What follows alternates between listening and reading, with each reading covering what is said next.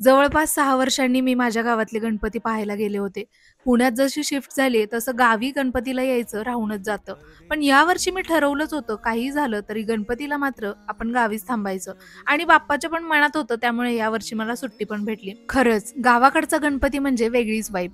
आपल्या गावातल्या लोकांचा उत्साह काही वेगळाच असतो आणि सगळ्यात महत्त्वाचं म्हणजे तो घरगुतीपणा जो कुठेच मिळत नाही. गावातले सगळे गणपती पाहिले आणि लहानपणीच्या आठवणींना उजाळाच मिळाला. म्हणजे लहानपणी मी, पप्पा, माझी छोटी बहीण आणि मम्मी आम्ही सगळेजण गावातले गणपती पाहायला जायचो. गावात लहान मुलांचे कार्यक्रम असायचे, त्याचबरोबर देखावे असायचे आणि आज पुन्हा एकदा तोच एक्सपिरियन्स अनुभवला आणि खरंच खूप छान वाटलं. गावात जवळपास 6 वर्षांनी गेले होते, पण खरंच खूप छान वाटत होतं. इकडे बाप्पाची जाण्याची तयारीसुद्धा केली होती. सगळे गणपती बघून आल्यानंतर मम्मीने मस्त असे मोदक बनवले होते, बाप्पाला दाखवले आणि त्यानंतर जेवण केलं. चला आजच्या दिवसासाठी एवढंच. भेटूयात पुढच्या व्लॉगमध्ये. Till then take care and bye.